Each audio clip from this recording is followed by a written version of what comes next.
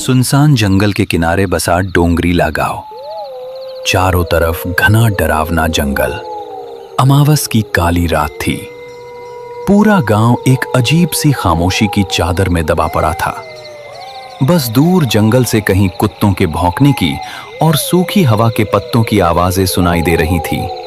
इसी गांव के बीच में बसा था एक छोटा सा घर, जिसमें भोला और उसकी पत्नी सुमन रहती थी।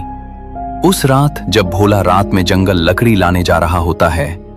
सुनो जी, आज अमावस की रात है और इस रात में भी आप लकड़ी लाने जंगल जा रहे हो। आज आप लकड़ी लाने जंगल मत जाओ, मुझे बहुत डर लग रहा है। अरे वो सुमन, तुम डर क्यों रही हो? अगर मैं लकड़ी लाने जंगल नहीं गया तो हमारे घर का खर्चा कैसे चलेगा? तुम चिंता मत करो, मैं जल्दी लकड़ी लेकर जंगल से आ जाऊंगा। पत्नी ने इतना समझाकर भी भोला रुका नहीं। वो अपनी कुल्हाड़ी हाथ में लेकर इतने रात को जंगल लकड़ी काटने निकल जाता है।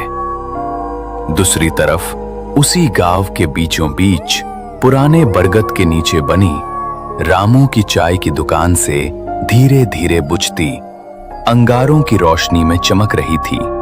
उसी चाय की दुकान पे बैठे थे गांव के 4-5 लोग। उनमें रामू, मोहन, गोपाल और गांव के सबसे बूढ़े शंकर काका भी बैठे थे। अरे आज ये कुत्ते इतना क्यों भौंक रहे बे? पूरा गांव इन कुत्तों की आवाजों से डर रहा है। मन्ने तो लग रहा है कोई आत्मा पिशाच बाहर घूम रहा है। अमावस की रात है ना आज? हाँ, आज अमावस्या की रात है और आज की रात जंगल में जाना मतलब अपने ही सिर पे लाठी मारने जैसा होगा। आज छलावा रास्तों में भटकता है। भाइयों, मैंने तो ये भी सुना था कि जंगल का छलावा रूप भी बदलता है, कभी कभी तो इंसान का रूप ले लेता है। सब लोगों की बातें चल ही रही थी कि उतने में दूसरी तरफ से भोला अपने एक हाथ में कुल्हाड़ी और दूसरे हाथ में एक लालटेन लेकर आने लगता है। लालटेन की कांपती लौ में धीरे धीरे भोला आगे आ रहा था। तभी चाय की दुकान पे बैठे शंकर काका बोले, अरे भोला, कहाँ चला इतनी रात को? आज अमावस्या की रात है। ये रात बिल्कुल ठीक नहीं है बेटा। पागल हो गया है क्या भोला? कौन आदमी अमावस की आधी रात को जंगल में लकड़ी काटने जाता है? रामू, अगर मैं लकड़ी लाने जंगल नहीं गया तो मेरे घर का खर्चा कैसे निकलेगा? इसी वजह से मेरा काम रुकता नहीं। घर में चूल्हा जलाना है, उसके लिए पैसा लगता है। पैसों के लिए मुझे मजबूरी में लकड़ी लाने जंगल जाना पड़ता है। हर रोज मेरी पत्नी सुमन मुझे उस जंगल में जाने के लिए मना करती है, लेकिन मैं उसकी बात नहीं मानता। मत जा भोला, आज अमावस की रात है। जंगल में आज कोई इंसान नहीं, बल्कि वो छलावा घूमता रहता है। इतने में एक जोरदार ठंडी हवा चली। लालटेन की लौ एकदम लहराई और जैसे किसी ने पास में ही हंसकर फुसफुसाया हो। सबके रोंगटे खड़े हो गए, लेकिन भोला डरा नहीं। वो अपनी कुल्हाड़ी लेकर आगे बढ़ गया। भोला चाय की दुकान से आगे निकल चुका था। गांव की आखिरी बाउंड्री पार होते ही वो सुनसान डरावने जंगल का रास्ता शुरू हो जाता है। रात का अंधेरा और भी भयानक हो गया था। पेड़ों की टहनियां हवा में हिल रही थीं। जंगल की आवाज ऐसी आ रही थी कि मानो किसी इंसान की आवाज हो। भोला रुक जाता है। कौन है? कोई है तो सामने आ जाओ। पर जवाब सिर्फ सन्नाटा। तभी अचानक उसे दिखा एक परछाई आगे पेड़ से उतरकर खेत की तरफ चली गई, धीरे मगर इंसान जैसी चाल में। भोला ने हिम्मत की और बोला, कौन है रे? गोपाल तू है क्या?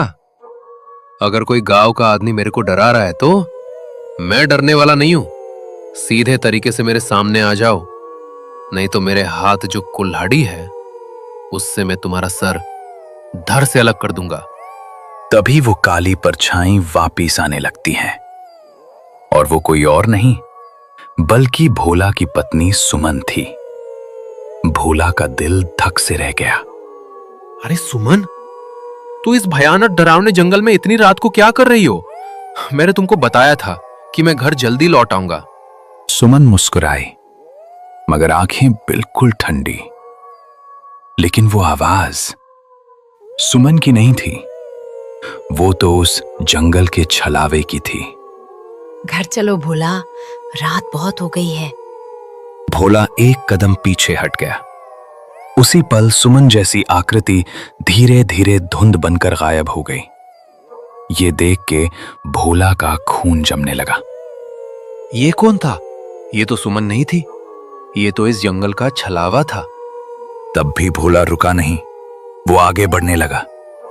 जंगल के रास्ते से भयानक डरावने डरावने आवाजें आनी शुरू हो गईं। थोड़ी देर बाद भोला जंगल के बीच आ चुका था। अब उसको पीछे लौटने की हिम्मत नहीं हो रही थी, आगे जाने का डर अलग। अचानक उसे अपने पीछे किसी के चलने की आहट आई। वो पीछे मुड़ा, लेकिन वहां कोई नहीं था। ये सब देख के भोला जोर से चिल्लाया, कौन है रे? सामने आ। तभी एक बार और उसके पीछे धीमी खुरदरी आवाज आई, जैसे किसी 60 साल के बुड्ढे की आवाज हो।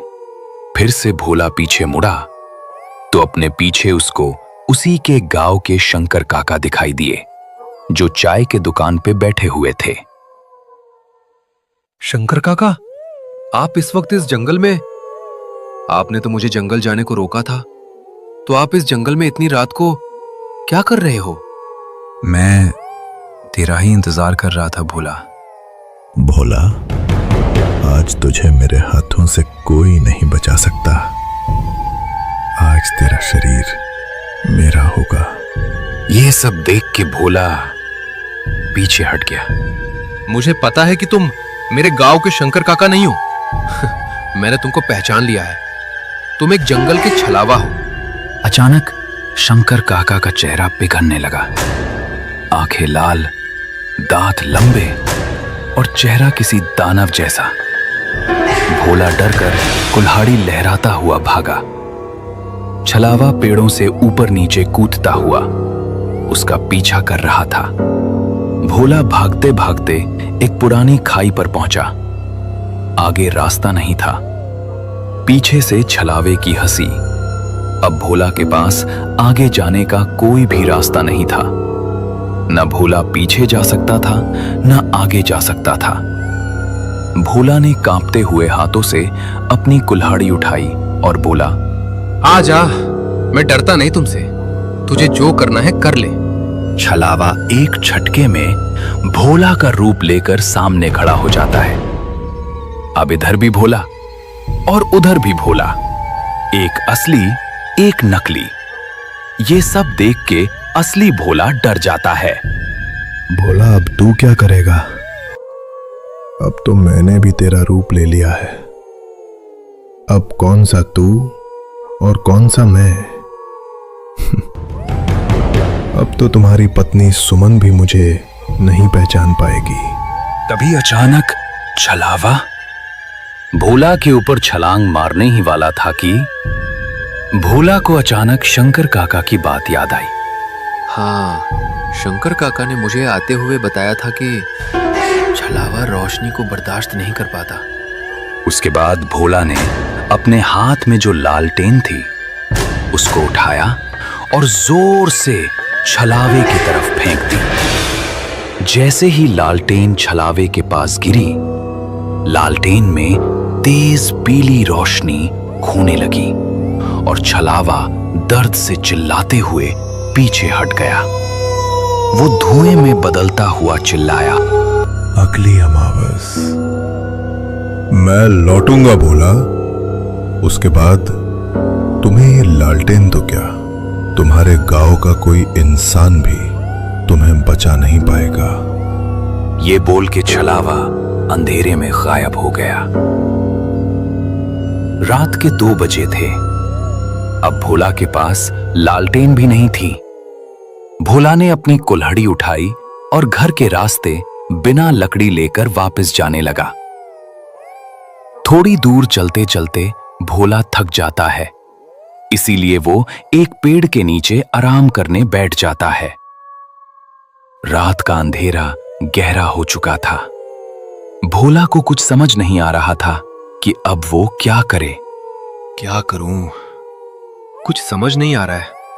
रात भी बहुत हो चुकी है और मेरे पास तो अब मेरी लालटेन भी नहीं है और इस जंगल का रास्ता भी साफ दिखाई नहीं दे रहा है। ऐसा करता हूं, आज की रात यही जंगल में पेड़ के नीचे सो जाता हूं। सुबह होते ही लकड़ी लेकर यहां से चला जाऊंगा।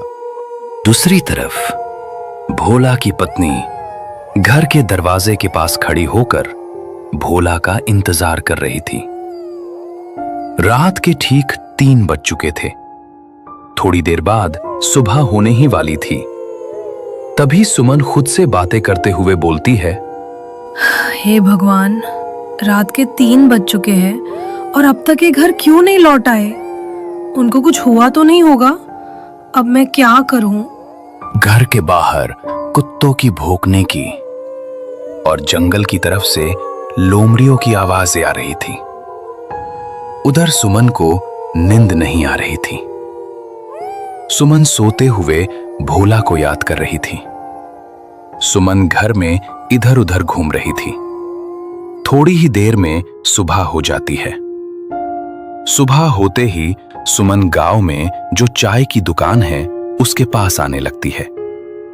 चाय के दुकान पे वही लोग बैठे थे जो रात को भोला को समझा रहे थे। तभी सुमन चाय के दुकान पे आ जाती है। क्या हुआ सुमन? तुम आज चाय के दुकान पे कैसे आई? सब ठीक तो है ना? नहीं शंकर काका, सब ठीक नहीं है। कल रात को भोला लकड़ी लाने जंगल गए थे, लेकिन भोला जंगल से अब तक घर आए ही नहीं। रोज तो जल्दी घर लौट आते थे, लेकिन आज क्या हुआ तो भोला घर लकड़ी लेकर आए ही नहीं। मुझे बहुत ही चिंता हो रही है। सुमन, तुम चिंता मत करो। अभी हम सब उस जंगल में जाके देखते हैं। उसके बाद सभी भोला को ढूंढने जंगल के और जाने लगते हैं। थोड़ी दूर जाने के बाद उनको दूसरे गांव का एक लकड़हारा उस जंगल में दिखाई देता है। तभी उस लकड़हारे से शंकर काका कहते हैं, बेटा, तुमने किसी आदमी को इस जंगल में देखा है क्या? वो भी तुम्हारे तरह इस जंगल में रात को लकड़ी लाने आया था, लेकिन अब तक वो घर नहीं लौटा।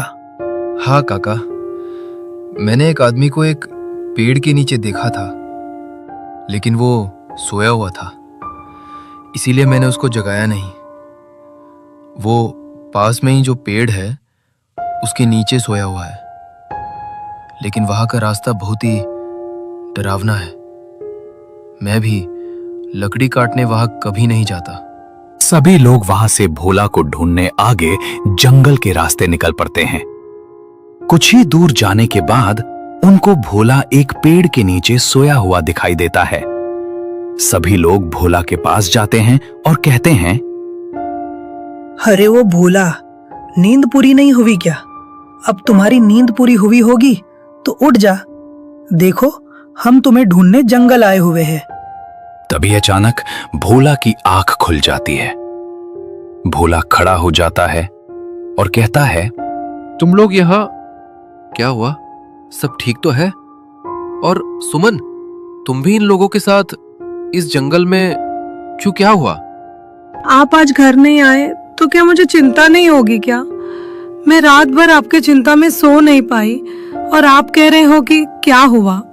सुमन, अब मैं तुमको क्या बताऊं कि मेरे साथ रात में क्या हुआ?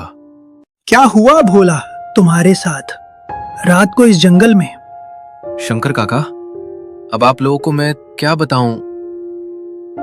कल रात जब मैं लकड़ी लेने इस जंगल में आया ना, तो मुझे सुमन का रूप लेकर इस जंगल का छलावा मेरे सामने आया। उसके बाद वो गायब हो गया। थोड़ी देर बाद फिर से वो छलावा आपके रूप में मेरे पीछे मुझे मारने आया शंकर काका, लेकिन आपकी वजह से मैं कल रात को बच गया। आपने मुझे चाय की दुकान पे बताया था कि छलावा लालटेन के रोशनी से भागता है। मैंने मेरे हाथ में जो लालटेन थी वो छलावे के ऊपर फेंकी। उसके बाद छलावा गायब हो गया, लेकिन उसने मुझे बोला था कि वो फिर अगली अमावस की रात हमारे गांव आएगा। शंकर काका, छलावा गया नहीं है, सिर्फ कुछ दिनों के लिए गायब हो गया है। इसीलिए हम सब गांव वालों को सावधान रहना होगा। बेटा भोला, तू आज बच गया, पर वो किसी और का रूप लेकर फिर आएगा। अब चलो यहां से जल्दी। तभी सभी लोग वहां से अपने घर जाने लगते हैं।